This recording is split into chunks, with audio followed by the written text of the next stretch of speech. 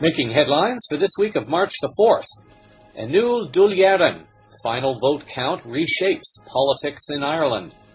Face of change. Iran election sees more reformers, more women, and less of the hardliners. The hangman cometh. Reports surface of immunity offer made that could spell trouble for Hillary Clinton. And community policing. Mobile tech app seeks to unite and protect activists from dangerous law enforcers. With news around, upon, within, and beyond our planet, the program making disclosure official. This is Cosmic Vision News. Here is Jeffrey West. Greetings and blessings to all. The results appear to now be in for the new Dulieran, the new Irish Parliament. And according to the Irish Independent, the final vote count is as follows. The Fine Gael party received 50, the Fianna Fáil 44, Sinn Féin 23, the Independents 23, the Anti-Austerity Alliance or the People Before Profit Party 6, the Labour Party 7, Social Democrats 3, and the Green Party 2. The final 2 seats came down to a marathon count that ended 6 days later on March the 3rd.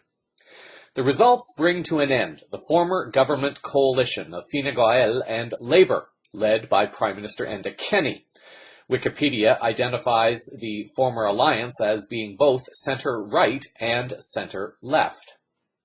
Wikipedia also describes the parties that made the most gains as follows. Fianna Fáil, which means Soldiers of Destiny in Irish Gaelic, a centre-right party with policies linked to Irish republicanism, liberal conservatism, and populism.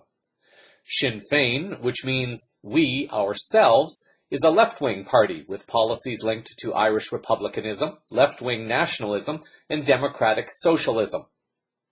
The People Before Profit Anti-Austerity Alliance is a far-left party with policies linked to democratic socialism, Trotskyism, and eco-socialism. The Social Democrats are a center-left party with policies linked to social democracy. And the Green Party, also a center-left party, have policies linked to green politics. According to reports, Taoiseach Enda Kenny, Taoiseach meaning Prime Minister, had been steadfastly denying before the election any chance that Fine Gael would ever cooperate with Fianna Fáil.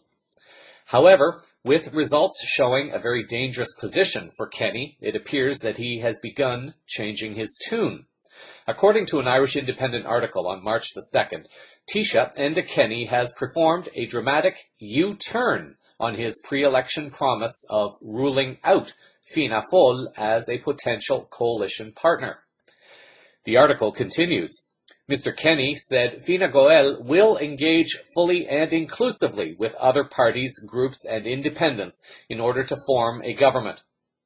Despite the disappointing outcome of the election, which did not return the outgoing Fine Gael Labour coalition, Fine Gael will be the largest group in the new parliament, and we are determined to play our part in providing the Irish people with a government committed to working on their behalf. We will engage fully and inclusively with other parties, groups and independent deputies to ensure that such a government is established. Immediately, there was some chaos within the party, as some were stating that the comment made by Kenny does not include the Sinn Féin party.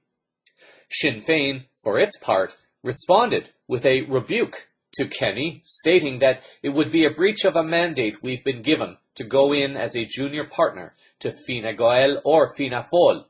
We said we would keep the promises we make, and we meant it, according to a spokesperson. Calls are apparently being made within the Fine Gael party for Kenny to step down as leader, given the results. Some within the party seem to feel that the election was run only by more affluent-minded individuals who have no understanding of rural Ireland.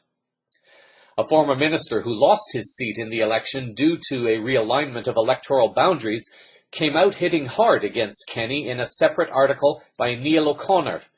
This article writes that In a scathing critique of the party's performance today, former Justice Minister Alan Shatter accused the party of being obsessed with marketing and focus groups and failing to recognize that its campaign was in free fall.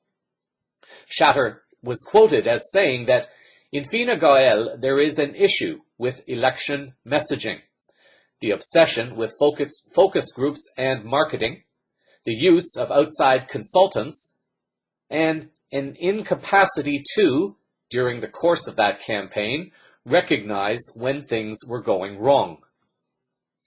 Even before a new coalition government had been agreed to, the people of Ireland are already lining up for a battle with the government over the scandalous issue of charging fees for water in the country.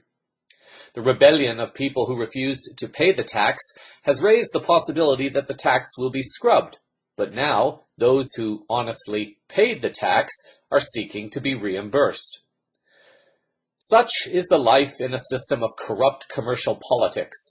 If legitimate laws were created, instead of criminally fraudulent commercial rules given the force of law, then all people would be honored and there would be no scandals of this nature, nor would there be excessive waste of money dealing with all the commercial issues.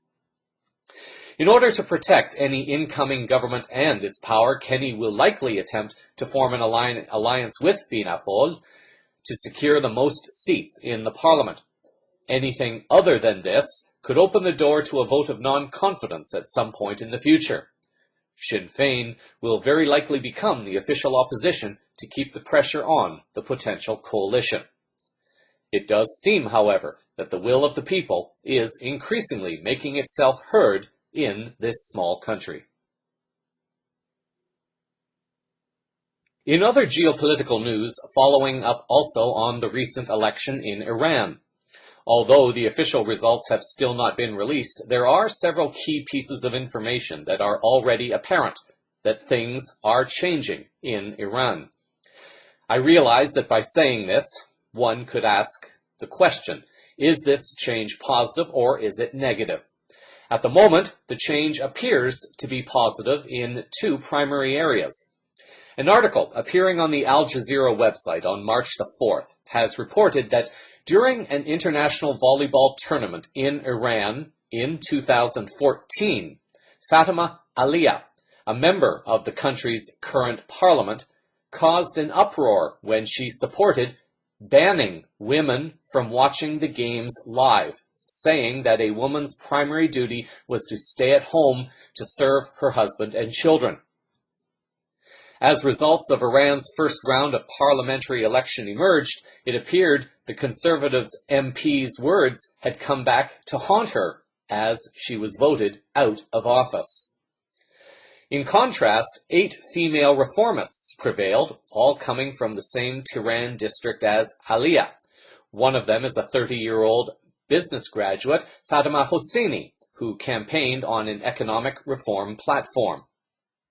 According to official results reported on Thursday, 14 female candidates, all reformists, won seats across the country, 5 more than the current 9 members. In addition, 7 are headed for a runoff in April, potentially bringing the number of female MPs to 21, in what could be the largest female delegation in the history of Iran's parliament, including the pre-1979 Revolution Assembly. Although the current population of Iran has women representing 49% of the total, it seems that there are still many women living in fear of what a vote for women might mean to their family relationships. It is a step, however, in a direction that can only see more and more women stepping into service, empowered by those who stood up before them. The reformers also gained overall, not only in the parliamentary body, but also in the Assembly of Experts. RT had reported on February 29th that, according to election results released by the Interior Ministry, it was announced that the moderates also secured a win in the Assembly of Experts vote. Reformists who back extended relationships with Western countries won about 85 seats in the parliament, while moderate conservatives got another 73 seats, thus being able to secure a 54% majority in the 290-seat legislature, in case they form a coalition. At the same time, hardliners who opposed Iran's nuclear deal with the world powers signed in July of 2015, they won only 68 seats, which equals 23% of the total number of seats in Parliament. 5 more seats will go to religious minorities, and the remaining 59 seats will be allocated in a runoff expected in April, according to Associated Press. Earlier, it was announced what reformist-backed candidates aligned with President Hassan Rouhani won all 30 parliamentary seats in the country's capital of Tehran. The voter turnout for the elections was 62%, according to Iranian Interior Minister Abdolreza Rahmani Faj. Earlier, on the 29th, it was announced that Iran's moderates also won a majority of seats in the Assembly of Experts mentioned moments ago, a clerical body charged with electing the supreme leader of Iran and monitoring his activities as well as with removing him. Moderates got 52 seats in the 88-member assembly, securing a 59% majority. This is very significant because the Assembly of Experts will very likely be called upon at some point to select the next supreme leader, given that the current supreme leader, Ayatollah Ali Khamenei, his age is 76, and his successor could end up being one of the moderates elected to the assembly, which would represent another shift in the direction of the country. The article notes that Iranian President Hassan Rouhani and former President Akbar Hashemi Rafsanjani, both of whom belong to the moderate camp, also won seats in the Assembly of Experts. At the same time, several prominent hardliners, including Ayatollah Ahmadinejad, were also re-elected. The outgoing parliament is dominated by hardliners, otherwise known as principalists, who currently hold 65% of the seats. The principalists were largely skeptical about Rouhani's policy of re-engagement with the West. However, the incoming parliament is expected to be more favorable towards his political course that started with the July 2015 nuclear deal. Like Ireland, the new incoming government is going to have to deal with a potential scandal. In an article by Reporters Without Borders, appearing on the ifex.org website on March 2nd, this article reports that 2 months before the elections, the Revolutionary Guards conducted a preventative crackdown on the media that included arrests, closures of newspapers, and intimidation of media outlets and individual journalists. The organization has made a call to Rouhani to take advantage of the results of the election to make changes for improving media freedom in the country. The organization noted that the election was fixed to a certain degree because certain candidates not aligning to Islamic values or not loyal to Islam nor to the Islamic Republic were vetoed in advance by the Guardian Council. The article continues, however. Nonetheless, many Iranians yet again took advantage of the elections to vote against Supreme Leader Ali Khamenei's policies. Even if they did not win a parliamentary majority, Rouhani's supporters did well, indicating that there is a desire for change, especially as regards for fundamental human rights. The article has Reporters Without Borders calling upon the Iranian government to release 37 journalists allegedly being held in Iranian prisons.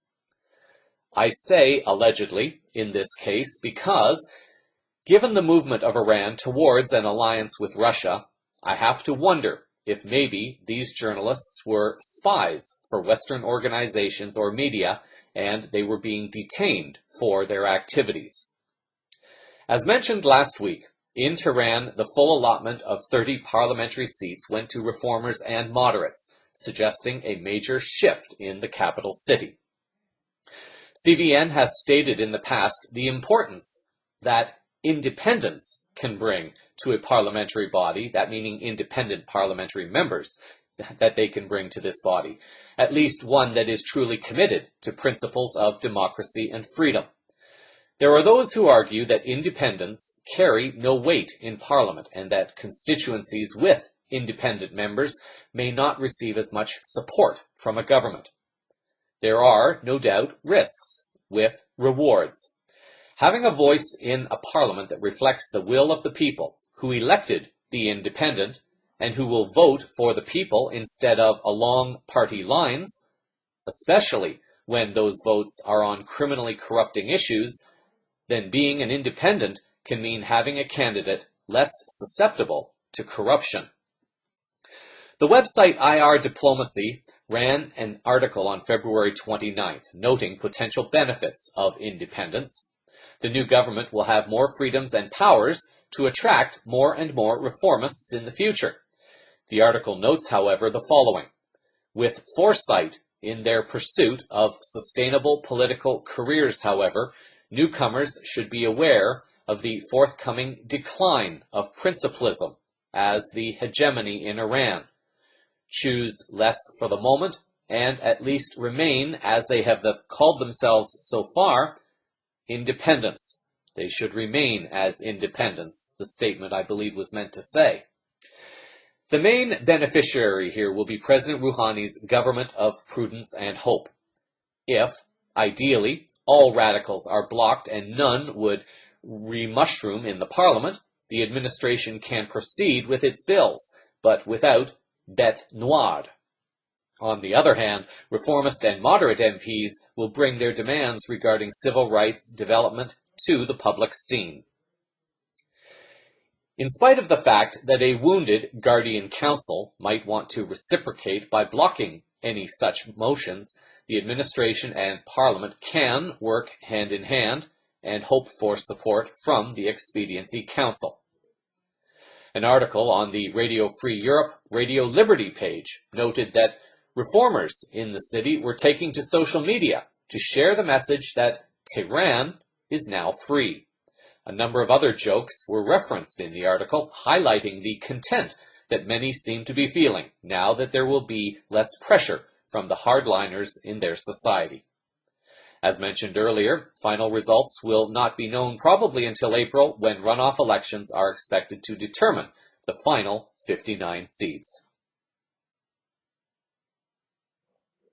To look at all the things happening in the world at this time, some will be able to see that the global cabal must be in a lot of trouble. Otherwise, there would not be so much truth coming out in the world. It would seem that it is getting harder and harder for the cabal to stop the tsunami of truth that is sweeping across the planet. Most of humanity will not fully understand why this has been possible at this time. Has the cabal run out of money? If so, how did this happen? Has there been a huge energetic shift in energy, allowing the consciousness of humanity to rise, thus empowering people to stand up and act? Has there been an active force of humans in countries and organizations worldwide connected to positive groups of secret societies that are collaborating to bring down this cabal entity from its reign of terror? Has there been influence from positive members of our galactic families to assist humanity and our planet at this time? Long-time listeners could make an argument that each of those scenarios are contributing to the change now happening upon our planet. What it is also doing is making members of the cabal more desperate as plans continue to fail and be exposed. Returning to Ukraine again this week, in what appears to be a propaganda article appearing on the uaposition.com website on February 28th, the article reports that Ukraine is preparing a special military unit in a bid to retake Crimea, the country's premier said on Saturday. We are working on a project that will prepare us to regain Crimea, said Arsen Avakov, RT reported. Crimea declared independence from Ukraine on March 17th in 2014 and formally applied to become part of Russia, following a referendum a day earlier, in which 96.8% of participants voted in favor of secession from Ukraine. We have nothing. We need a new army, a new National Guard, a new police force. This is what the government of Ukraine is working on right now. We must restore all of this, and then, with enough will, Crimea will be ours, added Avakov, insisting, I have no doubt of that.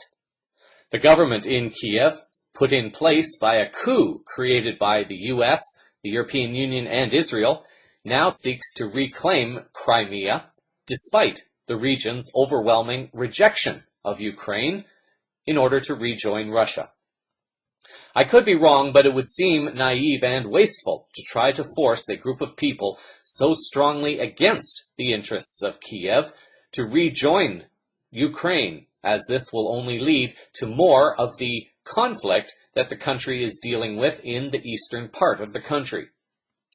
The only viable reasons for the strong desire to retake this small land mass would be to remove the Russian military base and install a U.S. Western military base in the highly strategic location. It might seem that there are people in power who are not exactly thinking clearly at this time. Radio Free Europe reported Ukraine President Poroshenko back in June of 2015 as saying that he will do everything to retake Crimea. In February, the foreign minister of Denmark warned Ukraine that it must move forward in implementing the steps agreed to in the Minsk Accord last year.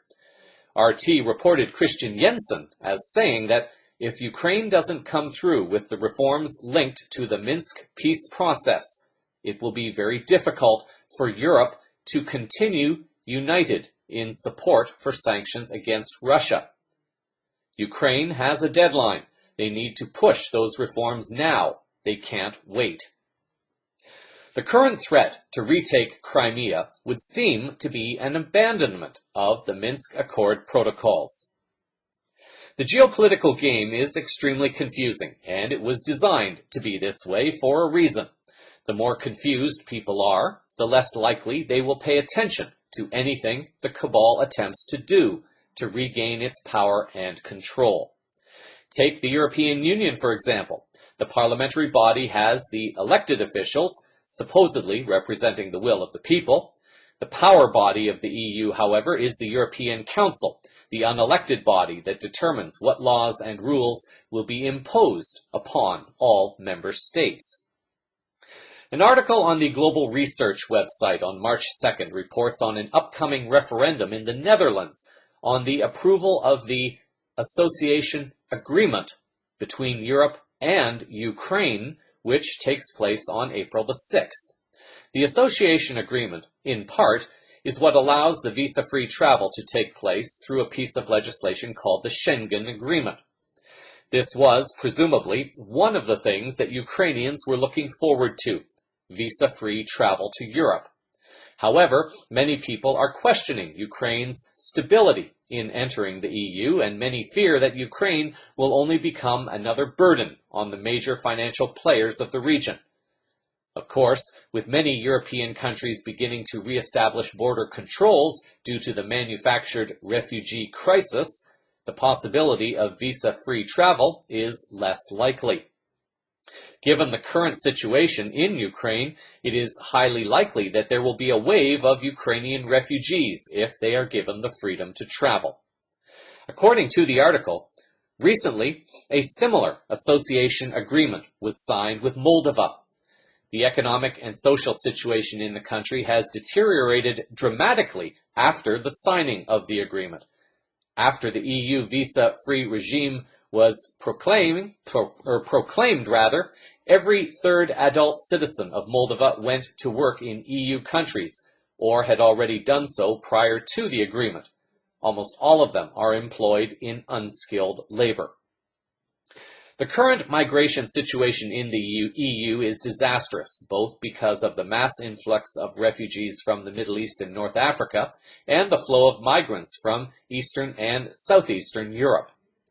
Meanwhile, Brussels aggressively promotes an association agreement with Ukraine, where more than 42 million people live with an average monthly wage of $120 and a monthly pension of $40. Poland, Germany, the Czech Republic, and Hungary have already faced the problem of an acute influx of Ukrainian migrants. The main theory for why Brussels would support this comes to only one possible conclusion. In order for them to retain their power and control, they will need a group of countries that are united. To achieve this, the people will have to be scared back into surrendering their rights and freedoms, so that people will support NATO, and that NATO can again become stronger and regain its weakened position. Europe would need to be destabilized in order to be brought under control again. If I was a betting man, I'd say the chances of this happening are extremely slim to none at all. The article continues. Opinion polls in the Netherlands show that between 50 and 75% of Polees are against a hasty border opening for one more depressed Eastern economy. In its turn, the European bureaucracy, which has taken the full political responsibility for the fate of the Ukrainian regime, has no other way but to push the association agreement with Ukraine. The situation becomes more complicated because the Ukrainian regime has shown a complete failure over the past 2 years. The people of the Netherlands, however, are doing their best to oppose the controlling forces to prevent this particular agenda from moving forward. In this week's Mohawk Initiative update, CVN has received word that the office of the Premier of Ontario, Kathleen Wynne, has responded to the letter that was sent as part of the initial group of letters sent to individuals and entities addressing the outstanding debts and land claim issues being undertaken by the Grand River Mohawks. As well, a letter has been received from the province of Quebec, and this province has instructed the relevant minister to engage with the Mohawks directly, just as the province of Ontario has done. According to the Mohawk Workers' spokesman Bill Squire and assistant Jason Bowman, the letter appeared to have the language that suggested a sincere desire to address the issue as soon as possible.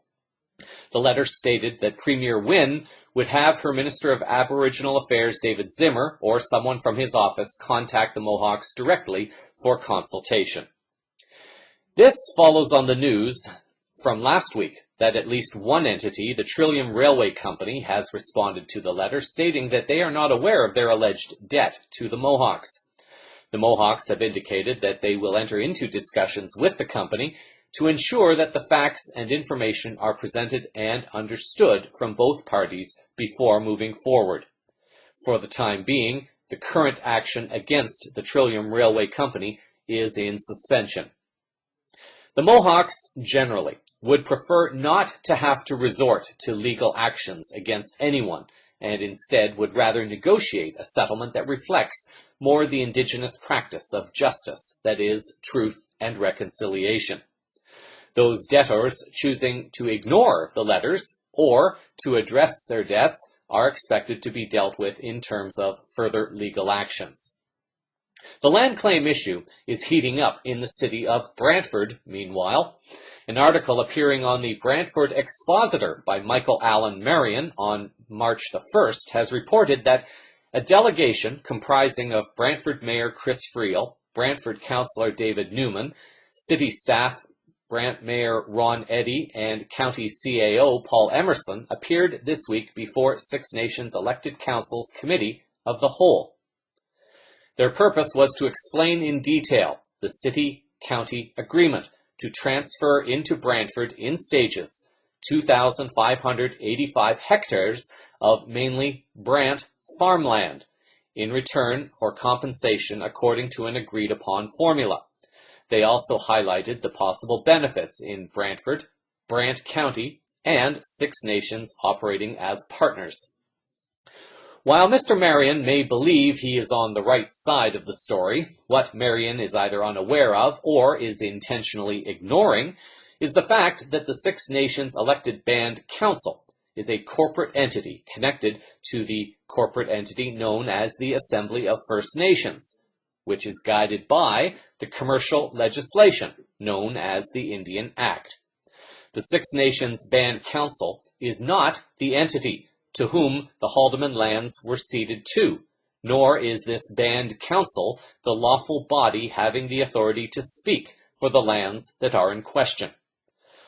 Although I would like to believe that Mr. Marion reported his story in error, it would appear that Mr. Marion is being guided by other interests to keep the lawful and true guardians of the Haldimand lands, the Grand River Mohawks, away from having any say in how the land issue moves forward.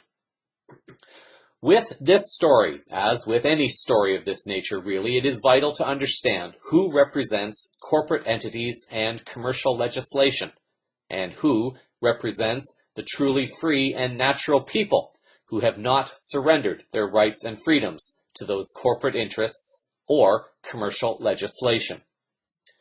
One particular piece of land known as Tutela Heights, the Tutelo village, is a significant historical site located on these lands. Jim Windle, in an article for the Two Road Times on March 2nd, reports on the events surrounding this land. Windle writes that at recent community meetings in Brantford, Brant County, and Six Nations regarding the large housing development targeted by land bankers Walton International, there has been concern spoken over the desecration of the former Tutelo village, a significant historical site. Archaeological Services Incorporated has been hired by Walton to perform the necessary archaeological surveying of the area and have stated that they have not found any sign of burial ground or the central longhouse of the Tutelos. In order for a contract to be truly recognized and honored in a commercial court of law, the commercial agreement must be signed between consenting commercial entities. Hence, Walton International has negotiated with the corporate entity of the Six Nations Band Council without any consultation involving the Grand River Mohawks. It was for this very reason that the cease and desist letter was sent to various governing entities, so that the Mohawks would no longer be intentionally excluded from discussions involving their lands, their assets, their rights, and their freedoms.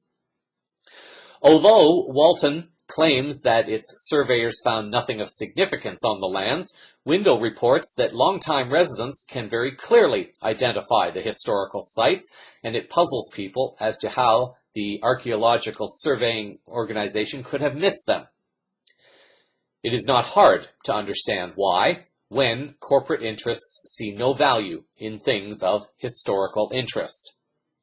Windle added that Six Nations elected council has entered into agreements with Walton in exchange for some form of compensation. However, others, including the Men's Fire, the traditional Confederacy Council, as well as the Mohawk workers, continue to oppose the project.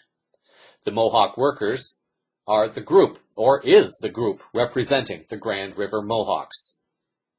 In a separate article, Windle goes into some of the history of the land in question. He describes the lands overlooking Brantford that are known as Tutela Heights, but these lands were annexed into the city of Brantford. Windle writes that they were not part of the original town plot of Brantford. One might wonder how a large part of the former Mohawk village and hunting lands along the Haldimand Proclamation got into the hands of settlers in the first place. When posing that question, the first thing to consider is the political and social climate of the turn of the 1800s.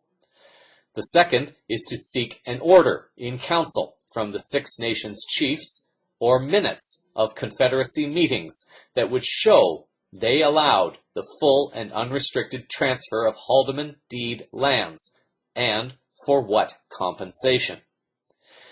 It is this that is forming the foundation for what CVN has been calling the Mohawk Initiative. Windle writes his articles primarily for the understanding of the locals. However, those listening to CVN who are interested in some of the history as it relates to these lands and to the land claims issues will find links to Windle's articles in the show summary. Windle notes that by the mid-1830s, the Six Nations Reserve System had been introduced as a means to help the government enforce removal of all non-natives without a brant, lease, or bill of sale from the Haldimand Tract, and to protect Six Nations from land thieves and squatters. But as history proves, the acceptance of that plan was akin to leaving the fox to guard the hen house. Among the tsunami of white settlers that came to the region were carpetbaggers and thieves, unfortunately many of which were also lawyers and government officials, using their office to cheat Six Nations out of large portions of the tract for personal gain. As a result, many towns and cities appeared, and more lands were taken away from the Mohawks.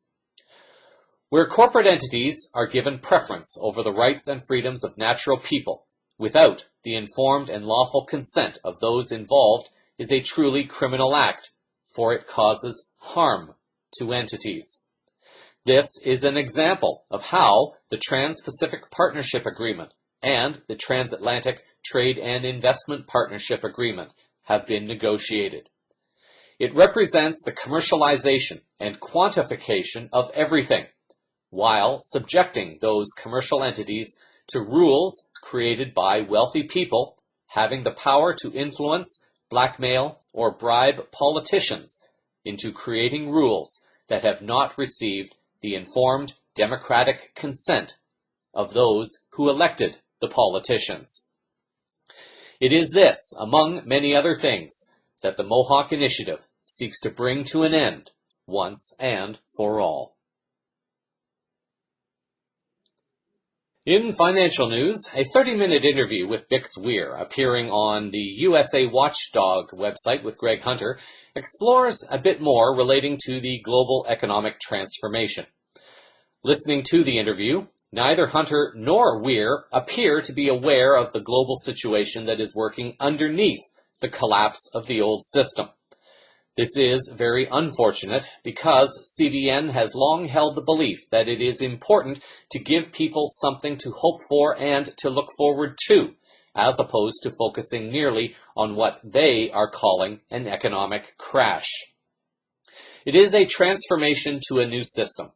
Weir does throw out the term debt jubilee, which will ultimately be a good thing for everyone, although he talks about it in a somewhat negative way, implying that it is the banks that will get off the hook, as they have the most debts. The good news is that people and their own debts will be taken away, and I think most people would be willing to accept that in order to be free of all their own debt. Weir looks a bit at oil and the rigging of the markets, and that the banks are perilously close to imploding. It would suggest that a geoeconomic transformation is coming, not in a matter of months, but very possibly even weeks. And for most people who have been eagerly awaiting the major global changes, they may even consider this to be great news. Where do you think we are right now in this arc of collapse, which you and a lot of other people say we're headed for? Well, right now all eyes are on the derivative banks, Deutsche Bank, Standard Chartered, JP Morgan, Citibank.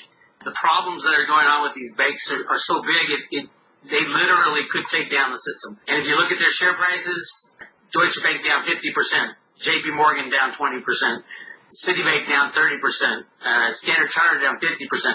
Banks can't go down. That's the whole concept behind fractional reserve banking, is you have to keep growing those assets, growing the value, or the opposite happens, where it's good to get leverage going up because you make 10 to 20 times what you would have made, but coming down you're going to lose 10 to 20 times what you should have lost. So that's the problem right now, is these banks are not marking to market their assets that they have on list, especially oil. And when those marks come in, probably within the first quarter, and then in April, they need to pull lines of credit from oil and gas companies. That's when it's going to get really, really ugly, because, again, when asset values shrink, the banks lose exponentially. Germany's economy is $3.8 trillion, and they got more than $70 trillion in leverage and debt debts. And if you take a look at Deutsche Bank and you put it on a chart 18 months, before Lehman went under, it looks about the same. Citigroup is warning of a recession last week, and they're making some pretty hefty warnings of recession. Could any one of these big banks with leverage, American or European, take the whole system down? Oh, every single one of them. If you look at, comparing Lehman to Deutsche Bank, Lehman's derivative book wasn't even close to the size of Deutsche Bank, and yet they're just having the same problems. They fired both their CEOs last year, and now they're worried about their bonds, and they call them COCO bonds. They're contingent collateralized bonds that if they hit a certain level of their Tier 1 capital, all those bonds turn into equity, basically wiping out the bondholder. It's really, really getting ugly out there. So that's basically what's happening is Deutsche Bank's Tier 1 capital is eroding. They're losing on their derivative bets. And don't forget, if you have $70 trillion in derivative bets, that's $70 trillion in counterparty risk as well. So every other person that placed a bet, they're betting with themselves. They're betting with everybody else, with JP Morgan, with Citibank. So all it takes is one of these banks, and banking is the lifeblood of the economy and the way we run these days. One of these big banks go, and you can kiss everything goodbye, and that's what I've been preaching for a long time, and we are really seeing it now. You're saying there's going to be a total collapse, and you're saying it's going to center around the derivatives. Is this one of your special focuses? That's where the not-so-black swan is going to come from? Means we know about the problem. It's a massive problem. It's one of those things how did the derivative market get so big? It goes back to Larry Summers and Alan Greenspan in the late 90s telling Congress, hey, we don't want any regulations on derivatives. They did it all on purpose. They wanted to blow this bubble so big that when the stuff hits the fan, no one's going to survive it. And truthfully, if you're looking at in the hundreds of trillions of dollars worth of derivative implosions, there's nothing that can survive that. Not your local bank, not your state-run bank. Everybody's saying, well, it's time for the reset. That's great, but there's going to be winners and losers when this happens, and the winners, unfortunately, are going to be the ones with the most debt, which is pretty much everybody, because the debt will be wiped away with the assets. They told Congress we only need $700 billion, but then, banks create money. So they give them $700 billion, they're going to leverage and lend out and cover their losses to, $20 trillion. And then the Federal Reserve also did backdoor bailouts to European banks, and that Ron Paul grilled Bernanke on this. And they didn't even know who they were giving money to. They were just spreading money all over the place trying to stop the crash. Do you think cash is going to be a good thing to hold, and it's going to work well, at least for a short period of time? Yes. My recommendations have always been, physical silver in your own possession, maybe a little bit of gold, not much silver will be a better investment, but some physical cash because people are used to that. Your ATMs won't work, your Visa cards won't work. All that stuff will be on hold because that requires the solvency of the bank behind it, and the banks will be insolvent. So you're not going to be able to get anything monetarily out of the banks until they kind of rejigger the system and wipe out all these bad debts. We really are approaching that start fresh time again. The question is, what day is it going to happen? Which is my next question you were talking about April. Why do you come up with the April time frame? Well, the banks are already starting to struggle right now, and I'm saying March, April. Between now and April, it's going to get really ugly. And the reason is, first of all, the banks just in last year were saying, oh, everything's fine. Well, now they're starting to say, well, maybe everything's not fine in the oil and gas space. We're going to have to take some write-downs. They do that. They pre-announce it before their earnings. And then their earnings are released in the April timeframe after the first quarter. What also happens in April for oil and gas is that every year in April, the banks look at their oil and gas loans and letters of credit and things like that. And there's certain metrics that these oil and gas companies have to meet to renew these loans and lines of credit and things like that. And they're not even close to the metrics. So what the banks have to do, and this is what they stopped them doing in December, after the end of the first quarter, the banks are going to have to go cut off these oil and gas companies, which is 50 times worse because these companies are on their knees already. That's how the snowball really starts rolling. I'm just hoping they don't start a war to pass all this stuff by diverting the attention away from the economic problems. You're not the only person that's brought up the war card. There are a lot of people. Well, they do it every time, so it's, will they get away with it this time? I'm not so sure because I think there are people especially within the United States, that are trying to stop the insanity that's going on right now. The oil and gas is only about 2% of the loans that the banks have. Why is it a big deal? Because they're running on such very, very thin margin. All it takes is a $5 or $10 billion hit to really scale back the Tier 1 capital. And when they do that, what do they have to do? They have to sell other assets or raise capital some other way.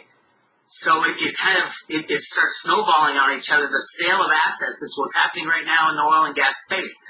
Everybody in oil and gas is trying to survive, keep their head above water. And the way they do that, the banks aren't really lending to them anymore. So they're either selling off properties, with everybody selling at the same time, the asset values go down. And the price of oil and gas is being rigged lower and lower to help in the destruction of the system. So yeah, it is a much bigger thing than people say and think. Oil and gas are the largest commodity traded in the world in terms of dollar amounts. That's why oil is so important. That's why we set up the petrodollar and all that. In terms, I think it's $3 trillion a year is traded in oil and gas. What does that do? That forces the rest of the world to hold U.S. dollars. And that was the whole idea. That's why the U.S. cares whether or not oil and gas is healthy and high, because it forces other people to hold U.S. dollars, which keeps the dollar strong. This is going to be a global problem, correct? Oh, yeah. And I do believe it has already started in Europe. The Italian banks are a mess, and they're going to need a bailout. And if they get a bailout, the Portuguese banks get a bailout. The Greek banks get a bailout. Everybody's waiting in line for a bailout. And then you have the largest bank in Europe, Deutsche Bank, saying, hey, we're going to need a bailout too. You know, where does it end? It really ends when they go back to Congress in the U.S. and say, we need another bailout for the banks. I don't think the people will allow it this time. I think it's been set up such that they won't allow it, because it won't be $700 billion. It will be 7 to 10 trillion. And you're not going to see it happen this time. What is important is to not be drawn into fear. Stay focused on the bigger picture. The Chinese and the Russians have been playing their game extremely well against the United States and Western countries, and also the Western banking system. China is making huge acquisitions at this time. Russia has been active in several other areas, namely the takedown of the global cabal and setting up the Silk Road trading route. As mentioned previously, both countries have implemented their own international development banks, implemented their own international money transfer systems, and are engaging in international trade negotiations that are excluding the US dollar. If the Western economy was truly still in control of the global economic realm, there is no way China would be spending incredible sums of money to buy up companies and negotiate these massive trade deals excluding the US dollar. Yes, a major transition is coming, and yes, there will very likely be short-term chaos, and there will also very likely be short-term pain for some as people experience the withdrawal from their addiction to the current global banking financial system, and their addiction to a lifestyle dictated by debt and fear. Make no mistake about it. Countries like Russia and China are far too big and far too experienced in the ways of being abused by the global cabal to be sucked into their sinking ship. A better system is coming up underneath. CVN has been reporting this pretty much for the entire 4 years I have been on the air. I have been saying that a major global transformation was going to happen since at least 2005. There will be better things to come, and it will be imperative that people have some basics on hand to support themselves, but also be willing to work together with neighbors. And as this global cleanup occurs, the new system will slide up underneath the old system and push it out of the way. The media is not reporting it, but the signs are there for people who are open-minded and open-hearted enough to look for the information. In general news, reports are beginning to circulate on various media that could spell huge trouble for the presidential campaign of Hillary Clinton and ultimately to the crime syndicate that is allegedly linked to the Clinton family and also loosely to the Bush family. The Huffington Post was one of numerous media reporting that immunity has apparently been given to an insider linked to the email scandal involving Clinton. H.A. Goodman, in the Huffington Post article, wrote that Brian Pagliano, the person who set up Clinton's private server and email apparatus, was just given immunity by the Justice Department. According to the Washington Post, the Clintons paid Pagliano $5,000 for computer services prior to his joining the State Department, according to a financial disclosure form he filed in April of 2009. First, this can't be a right-wing conspiracy because it's President Obama's Justice Department granting immunity to one of Hillary Clinton's closest associates. Second, immunity from what? The Justice Department won't grant immunity to anyone unless there's potential criminal activity involved with an FBI investigation. Third, and most importantly for Bernie Sanders, there's only one Democrat in 2016 not linked to the FBI, Justice Department, or 31,830 deleted emails. Goodman continues, Clinton has already admitted using a private server and has apologized for doing so. Only Brian Pagliano can explain to the FBI why Clinton needed the server, its political utility, and most importantly, how the computer network was protected. Also, Pagliano can help with understanding the computer server's connection to other Clinton projects like their foundation or other activities. An article appearing on the worldnewspolitics.com website on March 3rd suggests that the FBI is coming for Clinton and it will shake the American political system. The article includes an interview given by Judge Napolitano on Fox News. Here's what Napolitano had to offer on the story. What does this tell us? The fact that they have immunized him, what stage of the game are they at with this investigation? It tells us a couple of things. Only a federal judge can grant immunity, and a federal judge will only grant immunity if the Justice Department lawyers, prosecutors, not FBI agents, ask for it. And they will only ask for it if they have a grand jury that's hearing testimony. So that recommendation we were waiting for from the FBI, it doesn't come in one piece of paper. It comes in a series of communications. So we know the following. The FBI and the Justice Department are working in tandem. A grand jury is already sitting and will soon hear or has been hearing testimony. They want the testimony of this young man, Brian Pagliano, to testify. He would not have been given immunity because the process for immunity is long, slow, tortuous, and requires the approvals of many people along a chain of command, unless the Justice Department was satisfied that out of his mouth would come evidence sufficient to indict someone. We don't know who, but someone. Now, what exactly could he tell? Well, he was present at the creation of a conspiracy to keep from the United States government the communications of the Secretary of State. So if, for example, and Catherine Herridge and Pam Brown report on this on FoxNews.com this morning, he diverted Mrs. Clinton's secure email information and data to her insecure server, and if in order to do that, she gave him her password so that he can get access from it to move it from the secure State Department server to her insecure server. But what if it was set up on this email server to begin with? He's the one who moved it, according to the FBI, to Mrs. Clinton's server. If she assisted him in that move, either by words that she spoke or by actions she took, like giving him her password in order to do it, her legal woes are magnified because now you have misconduct in office, obstruction of justice, and espionage. So, I mean, they're going for intentionally placing classified information in a vulnerable situation. So, correct? Mr. Pagliano, did you talk to Secretary of State Clinton about it? Yes, I did. What did she tell you, and what did you tell her? He'll tell this to the grand jury. He's the only person from her inner circle, as far as we know, who's going before a grand jury and will testify testify under oath. If he misrepresents under oath, he can be prosecuted for perjury. Right. We don't know at this point who they are building a case to indict along the chain of command between Hillary Clinton and Abigan and Cheryl Mills and Brian Pagliano. Right. The standard operating procedure for the Justice Department is to start at the bottom. Ordinarily, they would indict somebody like Brian Pagliano at the bottom, and then before sentencing him, trade with him a lesser sentence for his testimony. They've decided not to do that. They've decided to make him their guy. So if there is a trial, they're going to vouch for his credibility.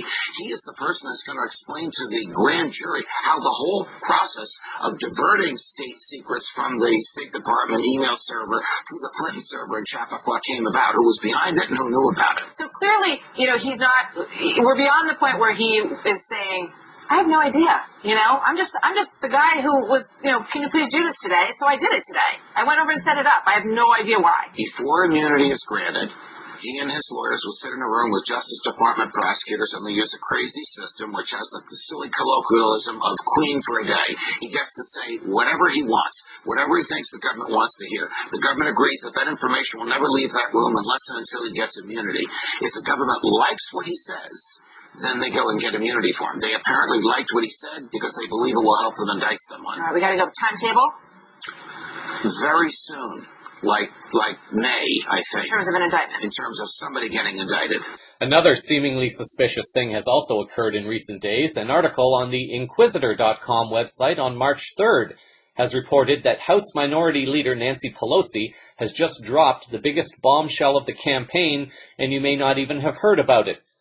Pelosi was quoted as saying that, "I'm not a believer in the way of superdelegates deciding who is going to be the nominee. I think we have a democratic process where people vote on both sides of the aisle, and that should determine who the nominee is."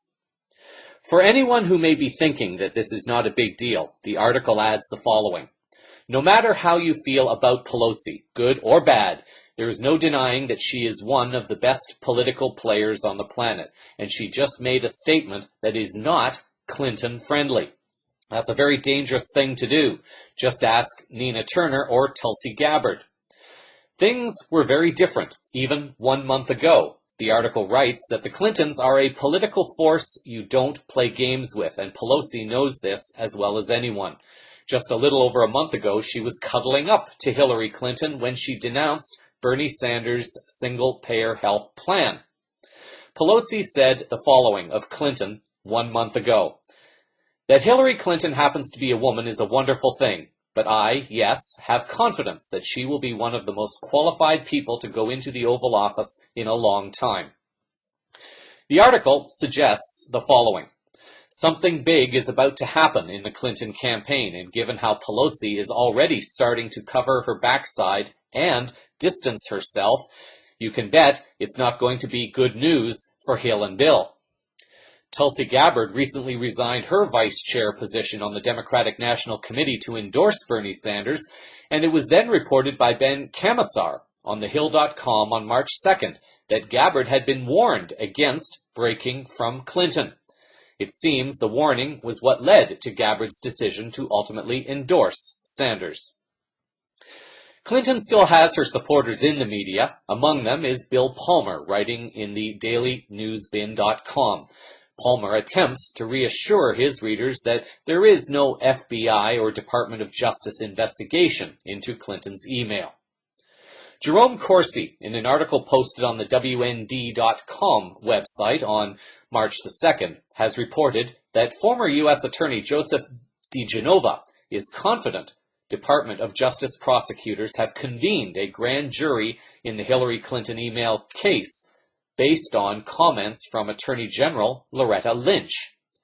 DeGenova, who was U.S. Attorney for Washington, D.C. for 4 years, during which time he handled cases involving international drug smuggling, espionage, insider trading, public corruption, the Racketeer Influenced and Corrupt Organizations Act, and more, also told WND he was confident the FBI is in the process of developing a solid criminal case against Hillary Clinton.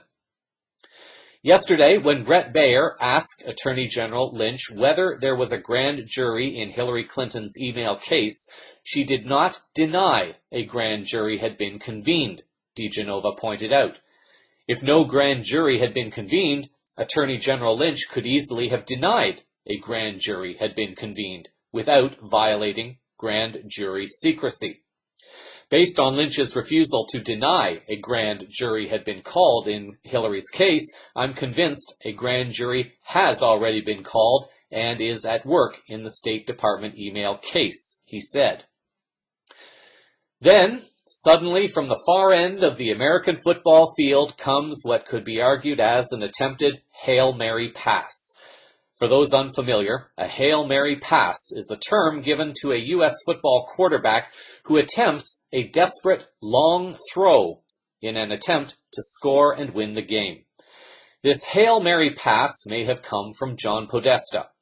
Podesta has served as chief of staff to both Presidents Clinton and Obama. In both jobs, Podesta has attempted to secure the release of information relating to UFOs and posted tweets to his Twitter account stating as much. In his current position with the Hillary Clinton campaign, Podesta is revealing that he has convinced Clinton to release UFO files. Clinton has begun making small hints to this issue, having made comments to a smaller newspaper a while ago that we may have been visited and that she would get to the bottom of it. The Huffington Post and The Guardian were among the media reporting on the story. Although the mainstream media is attempting to say that it is Sanders who is now out of the race, anyone looking at other sources of information would be led to believe that things are nowhere near as bad as those sources are reporting. In fact, one might argue that if Clinton is now ready to play the UFO card, it must mean that her campaign is in serious trouble to require this last-ditch attempt to appeal to voters on the truth about the existence of our galactic families. Podesta himself, however, did not comment on whether Clinton would only release UFO files or whether she would address the Rockefeller Initiative to fully reveal all that she knows and was involved in during her involvement with Rockefeller on this subject. How the public reacts to this Hail Mary pass and whether it will be successful remains to be seen.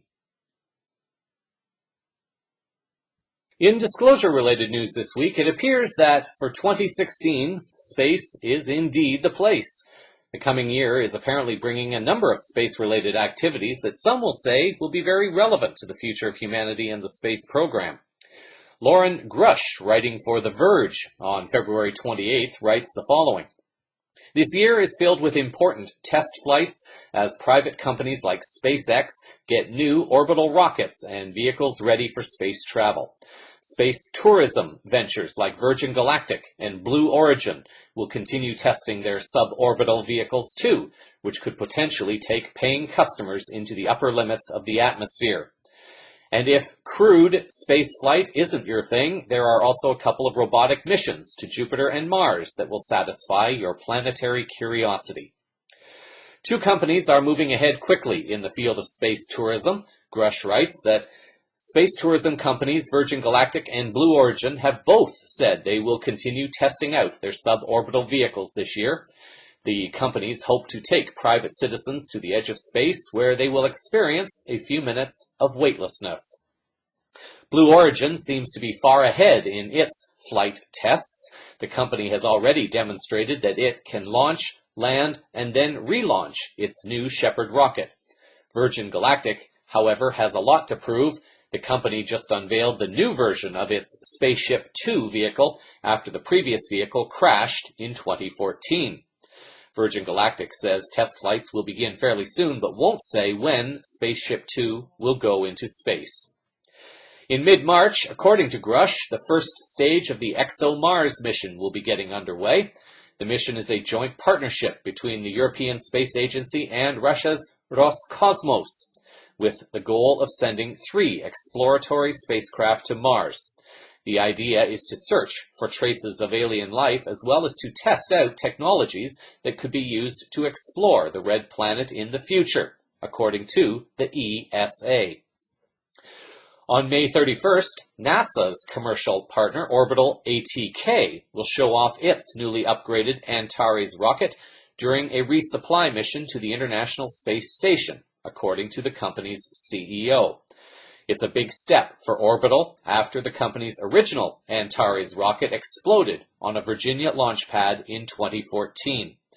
The accident prompted Orbital to replace the engines in the rocket, a process that has taken a year and a half. In early July, NASA's spacecraft Juno will arrive at Jupiter and stay for 20 months, doing extensive tests of the planet. In September, Grush writes that SpaceX's Falcon Heavy is essentially 3 Falcon 9 rockets combined into one massive vehicle, with 2 boosters strapped to either side of the main rocket.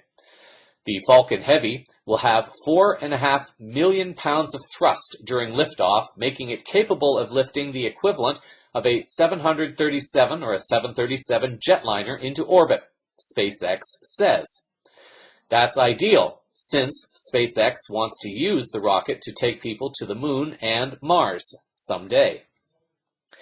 NASA plans a mission to an asteroid also in September, and in December, the article reports that SpaceX has been developing a space taxi for NASA called the Crew Dragon, which will eventually carry astronauts to and from the International Space Station.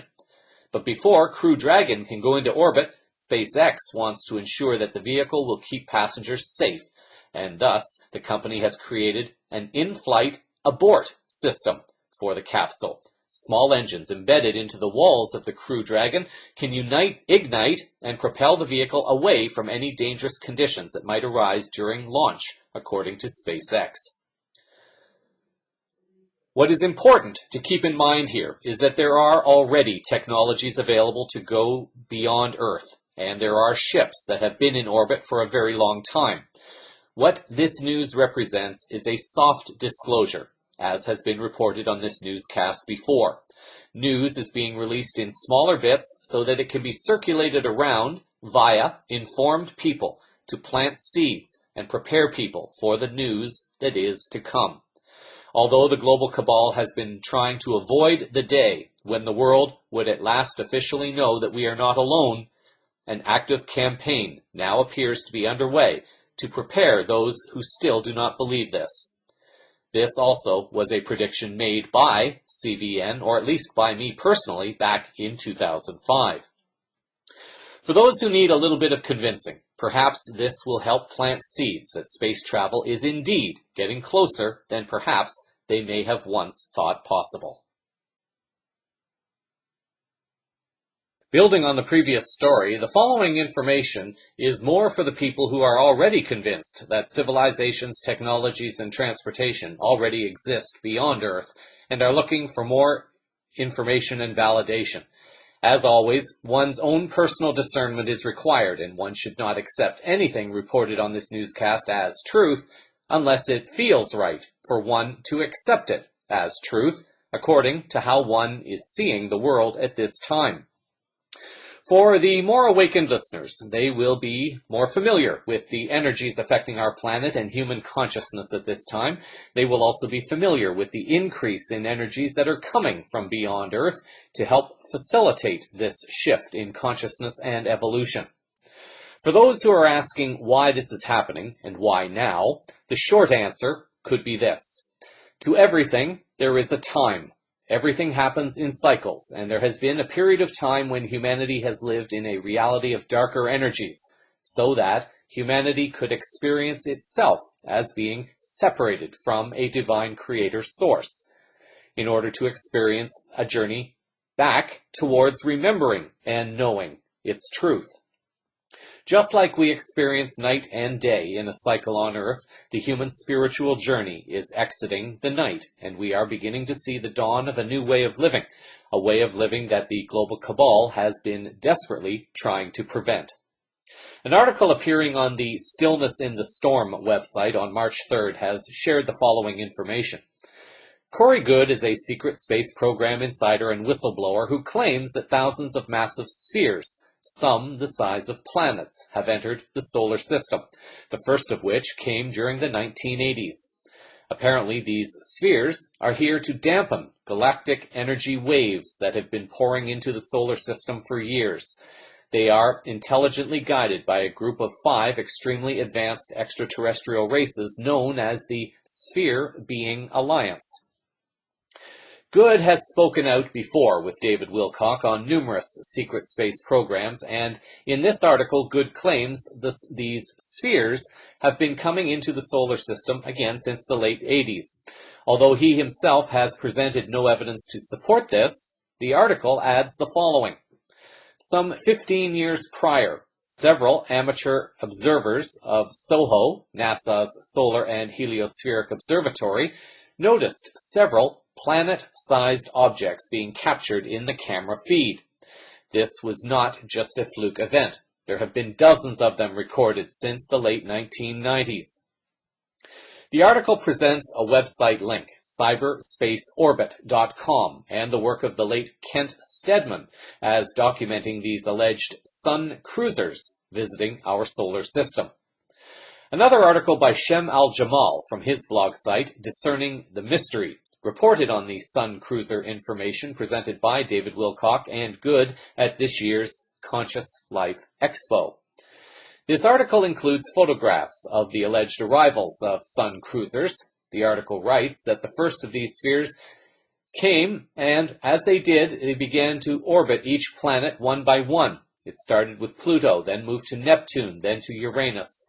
Due to this pattern of motion, this first sphere was termed the Seeker. The sphere had 2 portals, one on each side. According to David Wilcock, these portals were measured to be 800 miles wide each. 3 different insiders came to Wilcock with corroborating intel with regard to these details. Minimal communication was established between the craft and at least one group within the secret space program, a group called Solar Warden. Solar Warden apparently asked the spheres to leave when they were told that the sphere was only a peaceful explorer. The spheres have been coming back in increasingly larger numbers since 2012, and this would explain why the global banking system is in such trouble now, because money was required to fund the secret space programs out of the taxpayer pocket, at least as much as possible. As mentioned earlier, the question was asked whether or not galactic help is involved in the changes happening on our planet. This article writes that the backstory is that the Cabal decided to fire their state-of-the-art weapon at one of these spheres. The author believes that this happened from the Pine Gap military base in Australia. This was the best weapon they had, but the sphere simply reflected the beam back at them and blew up the entire base.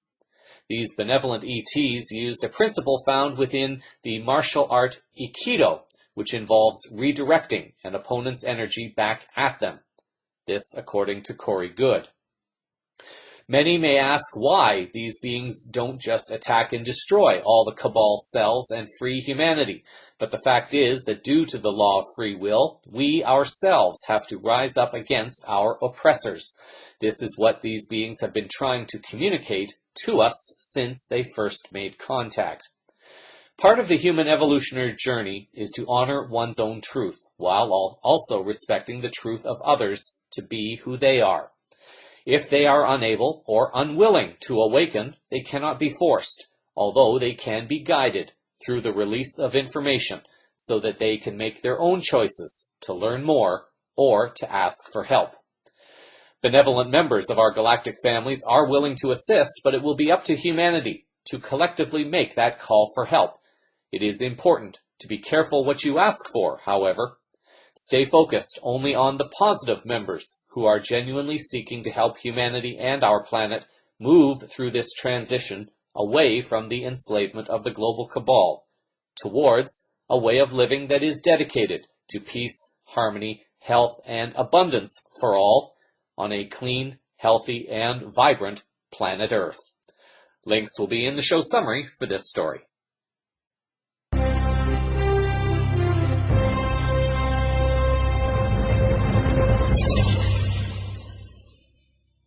Over to tech news now. A couple of quick stories to look at.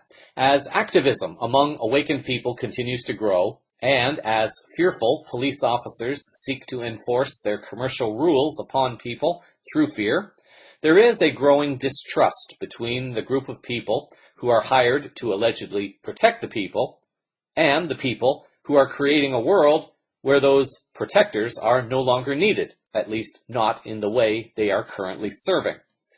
When this happens, people are forced to go underground and begin to create their own networks. In today's technological society, this is becoming a bit easier to unite and work together. An article on the truthvoice.com website on February 27th shares information about a technological solution that has been designed for activists. The article reports that a new mobile app has been taking the world of activism by storm, and cops apparently hate it. It's called Cell 411, and it's an app created by activists, for activists, but also anyone who may find him or herself in an emergency and wanting to call on a group of trusted friends rather than the police. The following is a short video introducing the technology. Have you ever asked yourself the question, who do you call when the police are harassing you? What if you're an activist and need help? Who do you trust enough to ask for help when your car breaks down or when you're being bullied at school or need medical help? What about a terrorist attack or a mass shooting? Well, Cell 411 is a fantastic new app that allows you to issue real-time emergency alerts to your family, neighbors, or friends, to one of them or many, in an instant with the tap of a finger. The emergency alert includes your exact GPS coordinates, and your trusted friends will get turn-by-turn directions to your location so they can come and help you in need. You'll be notified of an ETA, who's coming to help you, and when they'll arrive at your location. All this happens within seconds. Cell 411 is changing the way humans are handling emergencies all over the world. And the best thing about it is that it's completely free. It's not dependent on government or decades-old analog telephone networks to function. Whether you're a student, parent, neighborhood watcher, or activist, this app is for you. Give it a try and download it today from getcell411.com. The good news is that this app is completely free, and the option of allowing users to create public groups that anyone can join is very powerful and offers communities the option to police itself. The links to will be in the show summary for this story. The truth about the existence of free energy continues to flow into mainstream consciousness, and even the mainstream media is starting to pick up on this reality. The following is a mainstream media news report from CVN News in Reno, Nevada. This is pretty cool. A real-life Dexter's laboratory. Yeah, that's how you say it. A whiz kid with a very powerful idea. Max Lahin shares his story in tonight's Someone to Know. Do you think a 13-year-old could change the world? Well, this one might change your mind. Dressed in his lab coat, yeah, I wear this fairly often.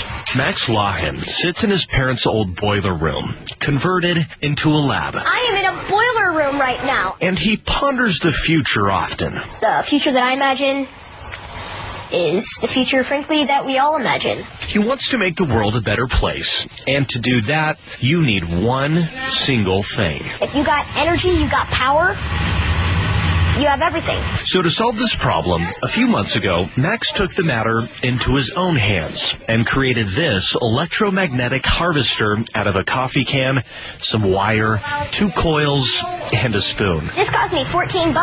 The harvester conducts radio waves, thermal, and static energy and turns it into electricity. This wire takes the energy from the air. Down below here, we turn it from AC into DC. So we take the device outside and wrap up Max's brother into a string of LED lights. Bing! A $14 invention was able to do that. So imagine the same harvester on a scale 20 times larger. I'm very proud of him. Max's family is thrilled with what he's accomplished, and nobody is more impressed than his twin brother, Jack. Creating free energy, a device that he made in his lab out of $15. which is pretty amazing. As cheesy as this sounds, from day one on this planet, I knew that I was put on here for a reason, and that reason is to invent, to bring the future. Max has always admired Albert Einstein and inventor Nikola Tesla. They taught him a little bit more than just science. Make the world a better place, to give the world what it doesn't have, so that it doesn't have to struggle in basic things like energy. Max isn't in it for the money or the recognition. My true goal is to help, to invent a future where people can be happy, people can be safe and sound. That's one kid with a whole lot of power. And believe it or not, Max is already taking online college courses from MIT, where he hopes to attend full-time in a few more years. It is hoped that all individuals who are familiar with the concept will follow the lead that this young soul has taken and choose to help create more such devices and teach others how to do it themselves, so that the world can begin to force the acceptance of free energy onto politicians, so that they will have to turn their backs on corporations attempting to profit and control from dangerous and expensive forms of energy that cause more harm than good. In this week's Final Words, as the planetary energies continue to rise, as human consciousness continues to awaken worldwide, and as individuals find themselves in situations where their personal energies are bringing up internal issues for release and healing, conflicts are going to arise. The challenge is how we attempt to deal with it. These conflicts may come up within oneself, something that I personally believe was the true meaning behind the Muslim word jihad, or holy war.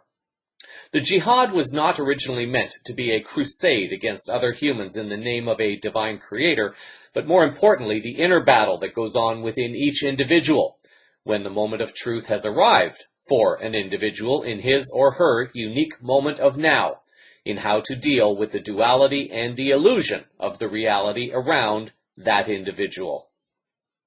The individual, in strength or in weakness, has the choice to create how each future moment of now unfolds.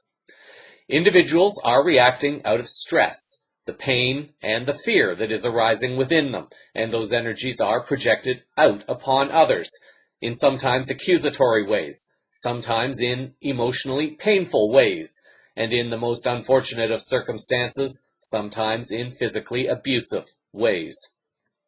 I have spoken of them before, but it is always good to have a review, especially for new listeners. The author of the Celestine Prophecy, James Redfield, discusses the control dramas on his website. In this particular case, he writes about the sixth insight in releasing these dramas from within oneself, while recognizing these dramas in others, so that they cannot hold any energy over oneself. Everyone, Redfield writes, manipulates for energy, either aggressively, directly forcing people to pay attention to them, or passively, playing on people's sympathy or curiosity to gain attention. For instance, the sixth insight calls the intimidator drama the most aggressive kind of drama for energy. You experience someone threatening you, either verbally or physically. You are then forced, out of fear of something bad happening to you, to pay attention to them and thus give them energy. The person confronting with you is pulling you into the most aggressive kind of drama for energy. On the other hand, you may have had the experience of someone telling you about bad things that are happening to them. The confrontation could be about their health or a relationship. They want you to change your behavior to support them or be more sympathetic, sometimes even implying perhaps that you are responsible. Other times they may tell you that if you refuse to do what they need, these awful things will continue or get worse. This person is seeking to control at the most passive level, which is what the manuscript calls a poor me control drama. Anyone's drama can be observed according to where it falls on this measure from aggressive to passive. If a person is subtle in one's aggression, finding fault and slowly undermining your world in order to get your energy, then this person would be an interrogator.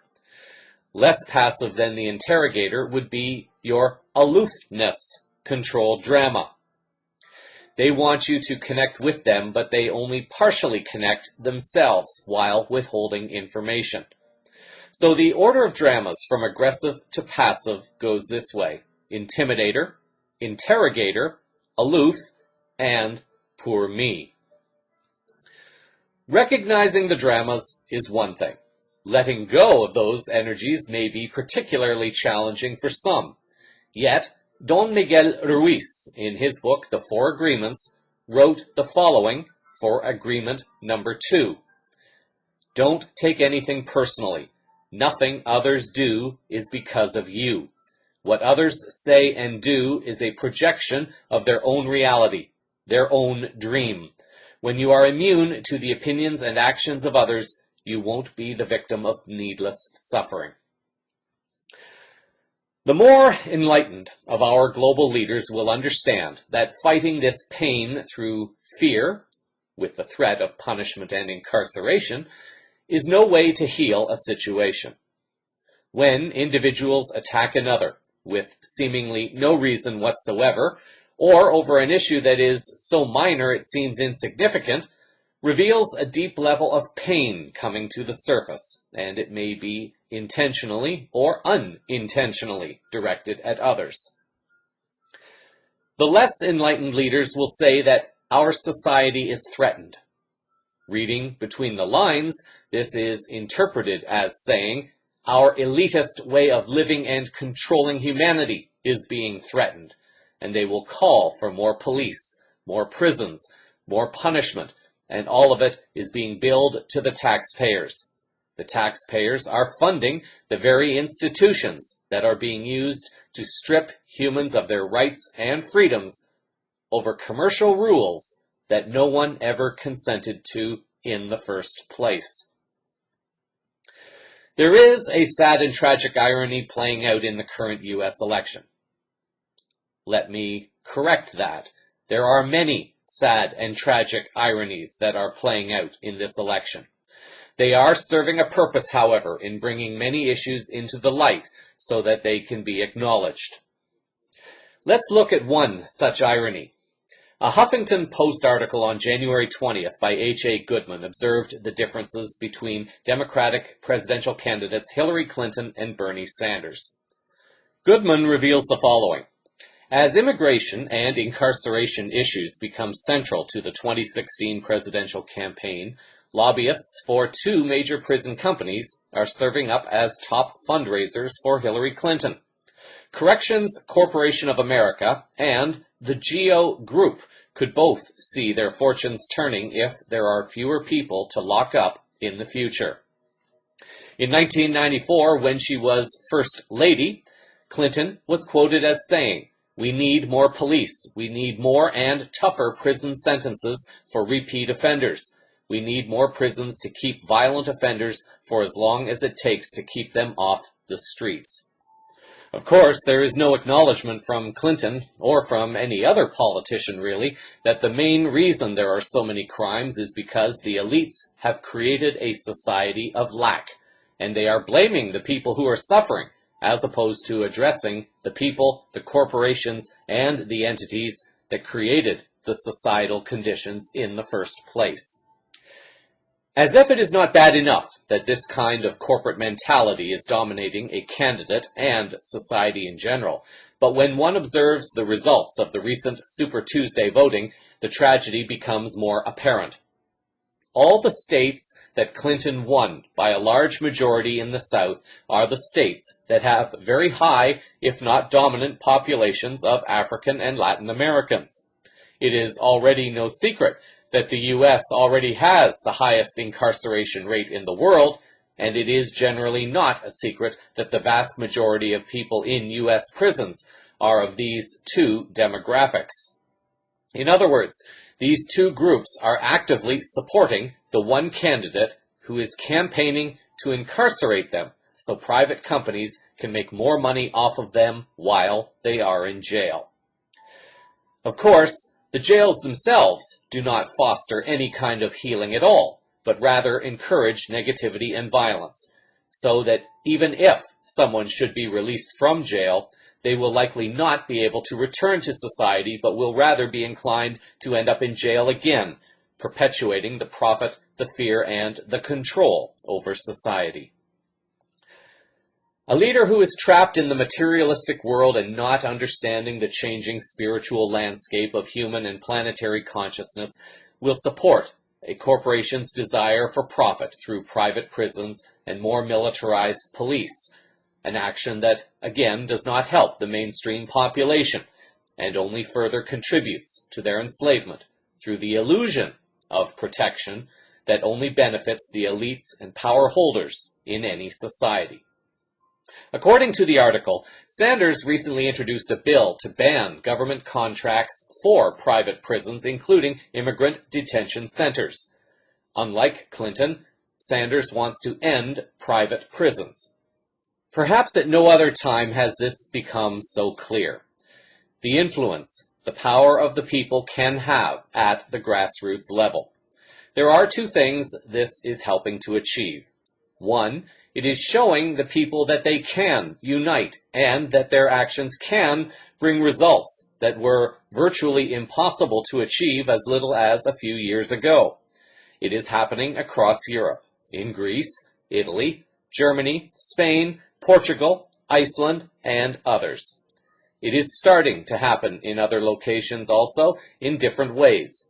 The second thing that these grassroots movements do is force those in control to resort to increasingly more risky and dangerous acts to preserve their power. And this seems to be failing, and it thus exposes them. Seemingly bad things may still be occurring, but they are occurring with a greater revelation that exposes the global cabal. As this power is taken down more and more, it also means that all humans on their individual levels will have to begin doing their inner work, releasing their control dramas and fears, and reaching out with others to co-create the world and the reality that they are claiming to want to experience. One of global peace, harmony, health, and abundance for all. Create a great week until our next moment of now. So that is a sample of the unfolding higher consciousness news around the world this week. Cosmic Vision News is broadcast weekly from the CosmicVisionNews.com website. Links to stories used in this broadcast are published in the show summary blog, which is also available on the website. CVN can be followed through Facebook, Seen, YouTube channel, as well as on Twitter, Google+, and LinkedIn. Thank you for sharing your time with me. I'm Jeffrey West, reminding you that when they tell you that you can't, they are revealing their limits, not your limits. Until our next moment of now, stay grounded in love, hold the vision of light and peace in your hearts, and keep your eyes to the skies. Disclosure is unfolding all around you. Namaste.